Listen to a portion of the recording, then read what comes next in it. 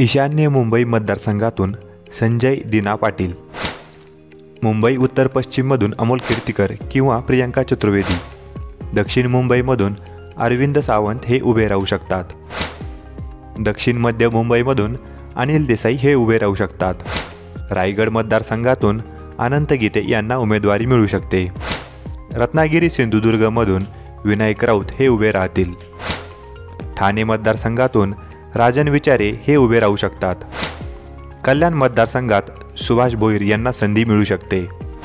मावळमधून संजोग वागेरे हे उभे राहण्याची शक्यता आहे. माढामधून लक्ष्मण हाके हे सुद्धा उभे राहू शकतात.